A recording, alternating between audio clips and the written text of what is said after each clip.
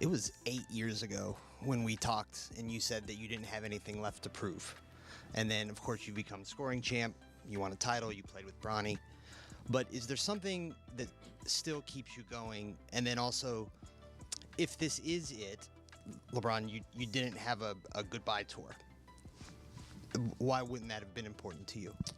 To answer your first question, you want me to be completely honest with you? 8 years. Real quick, I just want to say here that anytime somebody says to tell you the truth or to be completely honest or literally or anything along those lines, they're about to lie to you. Straight finals. After going to 8 straight finals and with all the energy and all the mental toll and the physical toll that it took on me and obviously my teammates, for Miami, for here. If you would have asked me if I was going to be playing 8 years later, I'd have said no. There's no way I could have foreseen that. A couple more years, yeah. I can go out and play at a high level for a couple more years, but 8 years, no. I don't really, I have not even thought to the point of like a farewell tour or whatever the case may be, because I haven't had the conversation with myself and my family on when it's over. So that has not even, I think that will come after that. I transcribed the questions from the post-game presser against the Cavs. I'm gonna read these verbatim. Maybe I think I have a little bit more bass in my voice than most of the reporters, most of the soft-shelled reporters that ask these questions. But here goes. These are, again, questions from the post-game presser against the Cavs a couple days ago. And bear in mind, please take a look at the box score below in the 40-point blowout in which LeBron had 11 points. I digress. Question 1. LeBron, just what was going through your mind when you saw the video and the ovation and everything, considering everything that you've been through and experienced in this city? It's a great question after a 40-point blowout. Question 2. Are you kind of, as you've gone through this season, you've talked to us about the moments that you have like sort of found yourself reflecting more? Was there more of that tonight? And if so, what were some of the things, like you mentioned, the Detroit game? Were there anything else like that you'll take with you from tonight? Question 3. Question 3 is pointless. Question 4. LeBron, considering the fact that you're not under contract for next year, and again, we've used the term unprecedented for being in year 23, on the way here during the game, at any point did you think, like, this could be the last game I play here, so I better soak it in? Question 5. Not only for you, but this is also homecoming for your son. Just what was it like to watch him get the crowd reception that he did at the end of this game? Not for nothing, Bronny's in-game dunk, it was cool to see. Lazy pass, but whatever. Question 6. LeBron, you've acknowledged the uncertainty about your future and not knowing what's going to come next. But even if you don't share it publicly because of how much this city and this organization means to you, do you want to know beforehand whether it would be your last time? Do you want to have that decision beforehand? That is such a stupid question. And it's such a stupid question. You're asking somebody whether they want to know whether something that they've decided is going to happen. I mean, I don't even know if I have enough time to pick apart how insane that question is. Here we go. Question technically 8, I guess. It was 8 years ago when we talked and you said that you didn't have anything left to prove. And then, of course, so before I keep going, this is one of those questions that I always talk about where it's set up for LeBron to just answer the question, but answer the question literally in bullet points.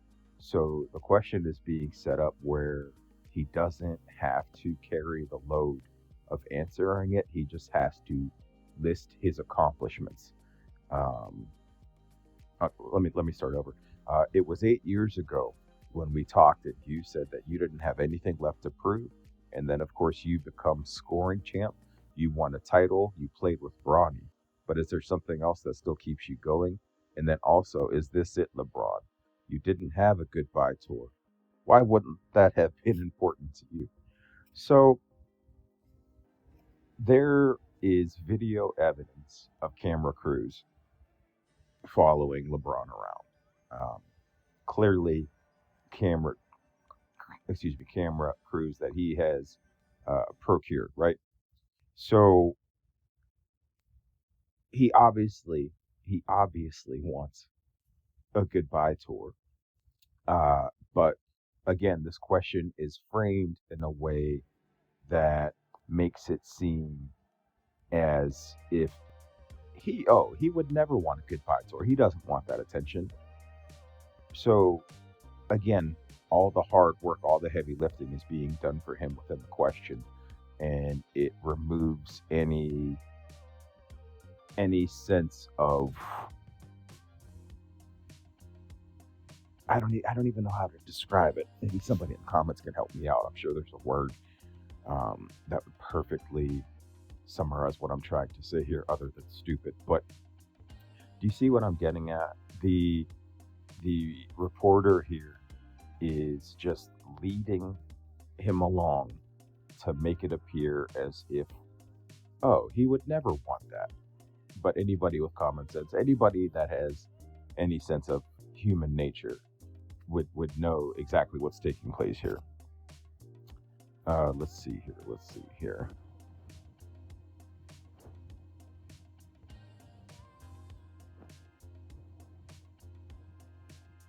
There was a pointless question that mentioned, oh, here we go.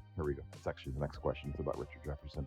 LeBron, you mentioned RJ and being here, some of the memories that went through your head in that tribute. We're coming up on the 10-year anniversary of the Cavs championship. Is it hard to believe that it's already been a decade?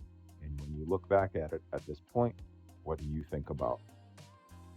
So the answer, when he answered this, it was just another opportunity for him to speak in hashtag language, talking point language, in which, of course, he mentioned that Richard Jefferson, my brother from another whatever, right? He mentioned that it's crazy to him, LeBron, it's crazy to LeBron that he's still playing while Richard Jefferson is an analyst. So, again, the question is set up in a way where he can just continue to speak on his quote unquote accomplishments and speak on the talking points, the pitch points of what Clutch wants to put out in the atmosphere, right? Let's build this question up and have LeBron phrase his answer in a way where he can speak to how he's still playing while all of these other players that he won a championship with, quote unquote, are no longer around. Father time, I'm beating Father time, blah, blah, blah, blah, blah.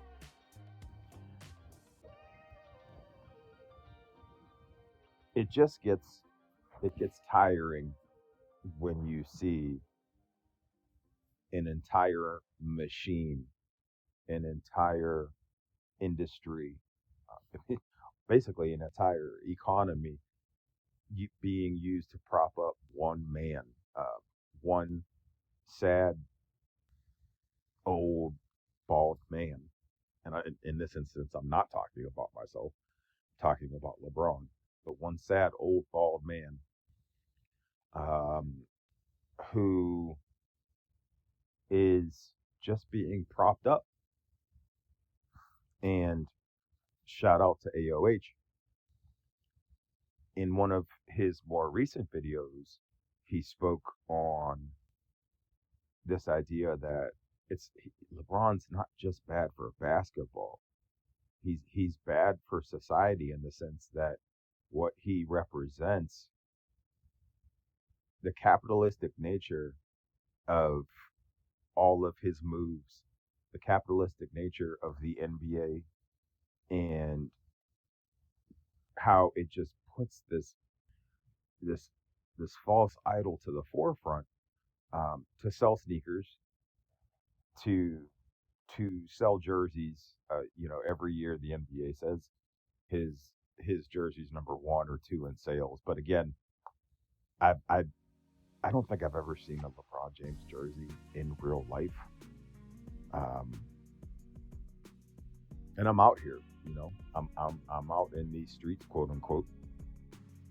I don't see them. I don't see his jerseys. I don't see his sneakers. I don't see fans of his.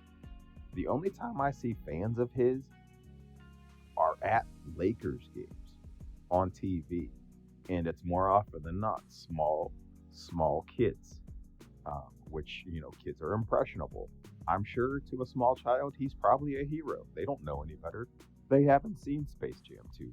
They haven't seen Trainwreck or what else? House Party. They don't know. They just don't know, and that's okay. There's time to turn it around for them. But these fans aren't here. Sure, there's fans in the media. You have your Kendrick Perkins and your Nick Wrights and those guys. But I mean, I guess Kendrick Perkins is kind of like a child in a way. I mean, I've heard him talk several times. He does struggle with big words. So I guess there's a through line there. Anyways, I'm finishing editing this on the day after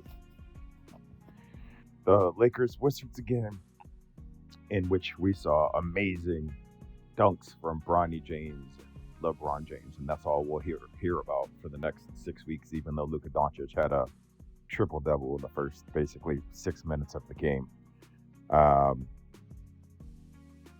As always, smash the like button, subscribe, all the fun stuff. I'll see you guys later. Deuces.